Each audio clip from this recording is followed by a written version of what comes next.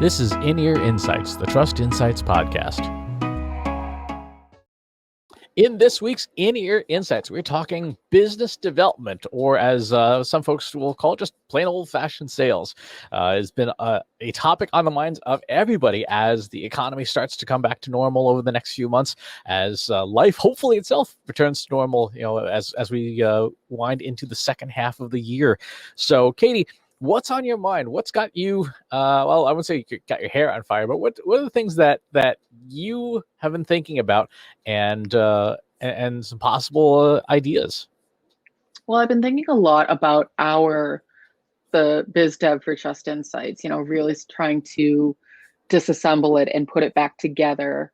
And one of the things that I've been focusing on is the qualifying questions. And so for those who aren't in sales, the qualifying questions are the questions that you ask up front of a prospect to determine whether or not they might potentially be a good customer for you. So it's those qualifying questions that moves them further into the funnel of a good qualified lead or someone who's maybe not quite right at this moment. Maybe you still want to put them into some sort of a nurture campaign, or you just want to disqualify them altogether as a customer. And so I've been really focused on sort of that initial, if someone expressed interest, how do we get them in the door? And so when I think about how Trust Insights attracts customers, a lot of times it's someone who knows exactly what they want and they reach out to us and say, I have a problem, I need you to fix it, and you're the only one who can fix it,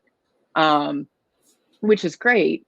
But that means that we are reliant on people to be aware enough to know that they have a problem that they need fixed, and to be aware of us, that we are the ones who can fix the problem. So that's not a sustainable sales model from where I sit. So I've been really looking at what other things could we be doing to bring in new business. And one of those tactics is the qualifying questions. And so it occurred to me that there's a general set of qualifying questions in sales. And so that's great, but that doesn't necessarily work for us. And so I've really wanted to think about, what specific questions do we at Trust Insights need to ask in order to determine if someone's a good candidate or a good customer or not. So I've been really thinking about, that aspect of it. And also, how do we bring people in the door and drum up more interest? And so,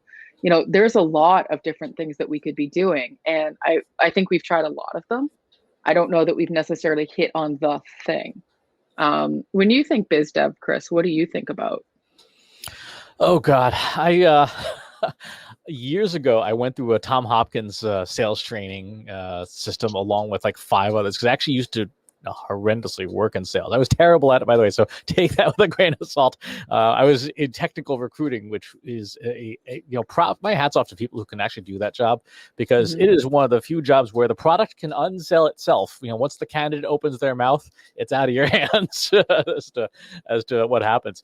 But the big thing that I remember in the first days working, my sales coach had said, look, there's this framework from the 60s that still works today. IBM's framework, called BANT, budget, authority, need, and time frame.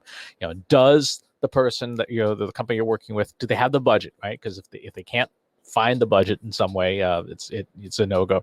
Is the person you're talking to, do they have the authority to even make a decision, right? If they're not the decision maker, then who is? Is there a need, right? What's the actual problem? Do they have the problem that you're trying to solve? And then, what's the time frame for them making a decision? If they say, we don't really have a time frame, then that probably goes along with need to say it's not urgent, which means you're not going to get the budget. And there have been a number of folks in sales over the years who, trying to sell their own frameworks, have attempted to discredit this one. But it still mostly works, right? It makes logical sense. If a company doesn't have a need for what you do, nothing else really matters, right? If it's not urgent enough to make a decision, there's no time frame, then you've got an unqualified lead. If the person you talk to doesn't have the authority to sign on the line, or a strong influence on the process, it's not going to go very far.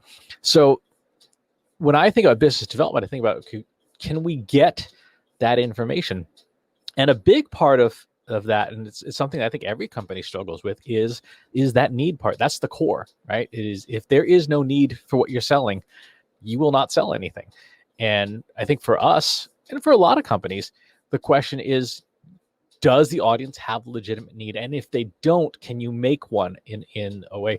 There's a really good book I was reading a summary of over the weekend by Jonah Berger on reducing barriers to sales, essentially persuasion. And one of the things that they were saying in the book was, a lot of the time when it comes to persuasion, we try to push really hard, right? Here's some more facts. Here's another webinar. Here's another fact sheet. Here's 15 new blog posts. We're trying to push something onto somebody, and people just naturally. I mean, we find this in normal life, right? We resist. Like, stop doing that.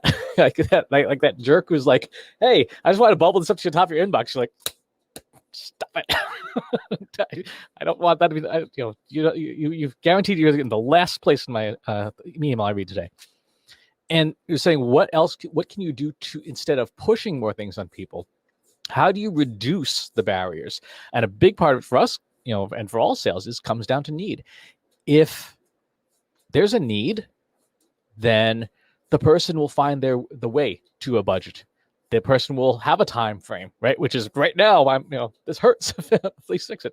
And the person is not the decision maker, but is close to it, and it's earned enough need, they will find a way to force the organization to get it. So it comes down to that. So when you say, how do we think about selling, and what does it mean? It means finding and eliciting that need, and then letting and encouraging somebody to sell themselves.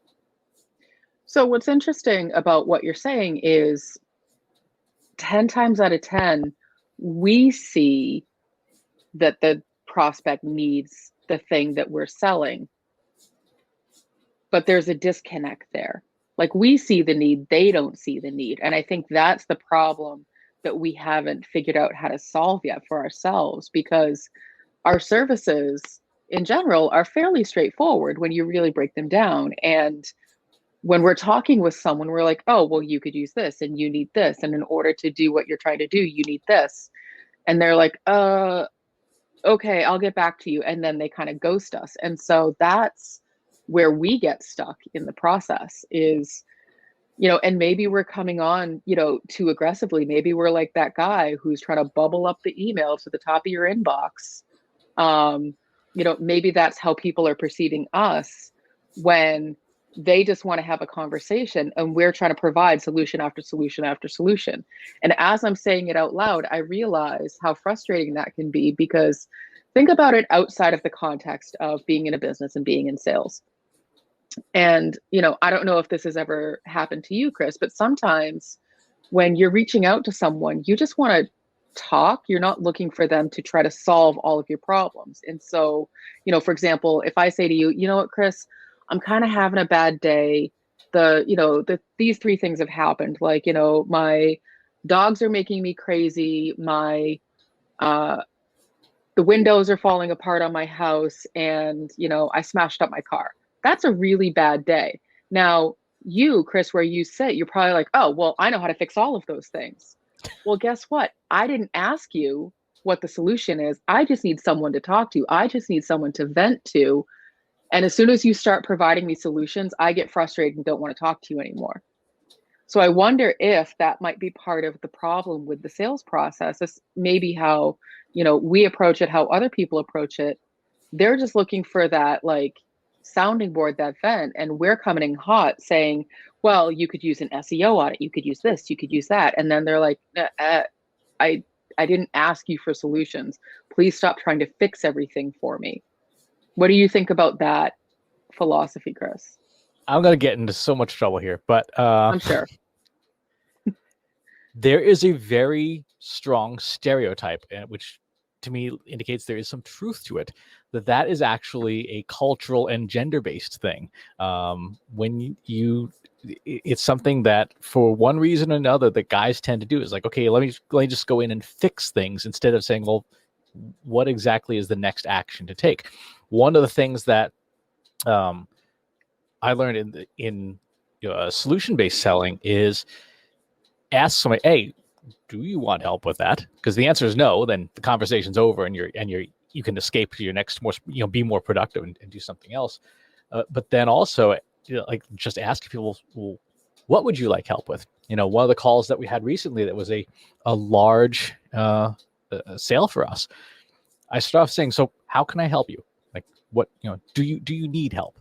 And the person's like, yep, I need this, and this. Like, great. I didn't have to sell them anything, right? I just had to listen, take notes, and say, even you say yes or no, can we do this? And, we've gotten really good advice from our board member, Ginny Dietrich, about when you're picking up the phone to call people, don't call them to sell them something. Call them to listen. Call them, say, hey, what's going on? I just want to check in. I want to catch up with you.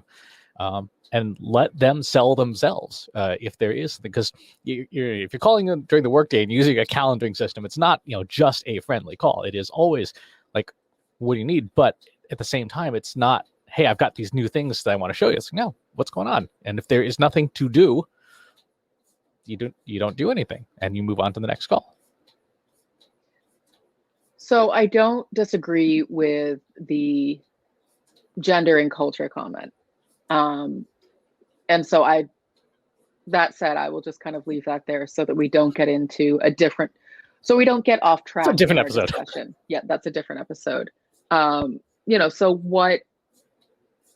a couple of things occur to me. So one, I wrote down because I always have multiple documents open, I wrote down the do you need help question to think about in terms of qualifying questions. And then also it just occurs to me that, in order to get more of the right leads into sort of our sales funnel, maybe we just ask everybody, like, do you need help? And based on the responses, then we start pursuing and stop annoying people who don't want help. Let them self-select in and say, yes, I do need help. I don't quite know what, but I know I need something. Mm-hmm. Yeah, no, I mean, one of the things we'd like to do as a company is, send out like a sales email every now and again. And I think it'd be kind of funny to, to literally have it be, the most awkward sales email you'll get this month. It's just like, so what do you need help with? Do you need help? But I think that's important because I know, certainly one of the things that we've been taught as content marketers is, constantly creating new content, constantly creating, stuff of value and things. And one of the side effects of that, and we see this a ton, is getting feedbacks, people saying, no, I don't need anything. I just enjoy your content, which is cool. Mm-hmm. It's great because, if we have mind share, then when the time comes when they do need help, they at least remember who we are. But I think it's also a valid strategy to ask people, say, do you need help? If you don't need help, great. Please continue to enjoy the content. But if you do, what is it? Right. And are you willing to talk with us about it? Yeah. Well, I mean, if they reply, then obviously the answer is implicitly yes. If they ignore us, then that would be a no. I would disagree with you there. I think we need to do a test then. I do think we need to do a test. And I think for those of you listening, don't be surprised when you see this email coming to your inbox. But essentially, I think there's two questions. One is, do you need help? Someone can say yes to that question, but that doesn't mean that they want it from us. Right. And then the second question is, okay, you've identified that you need help. Do you want to set up a call with us in order to sort of figure out what that is? Because yeah, I can like kick and scream, in my office and say, I need help. I can't lift this heavy box. And then the second my husband comes in, he's like, do you want help? I'm like, no, I got it. Like, not that scenario has ever happened, but we need to really be thinking about human behavior and human nature and not making assumptions. I think we need to give people as many opportunities to raise their hand as possible so that they feel comfortable going into the conversation. Exactly. And having brands that, this is where the power of brand matters, because if the brand is known for being able to solve data problems, right? And that helps to set some context around the do you need help question, because I've gotten weird questions from folks in the past. I had a question from one person who was like, can you help me, make some decisions about some relationships? I'm like, no, I'm completely unqualified to answer that question unless you want your relationships to be, that of somebody who is a number of disorders. So having the brand gives the context for the help request, I would hope. And if it doesn't, then you have a branding problem. Right.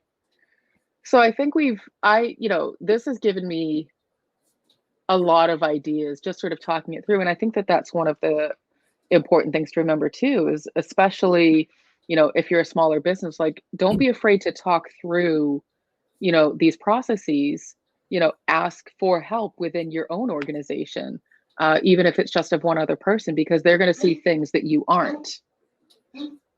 Yeah, absolutely. And, if you don't have that support network there, then go, there's so many communities to choose from, right? There's so many different places that you can go to ask for help. If you're so inclined, you need someone to talk to, go to a trustinsights.ai/analytics for marketers. It's our free Slack group. For the most part, except in the actual, sales announcements channel, don't try to sell anything, but just people asking for help. Like, hey, I need help with this thing. Does anyone know how to do this?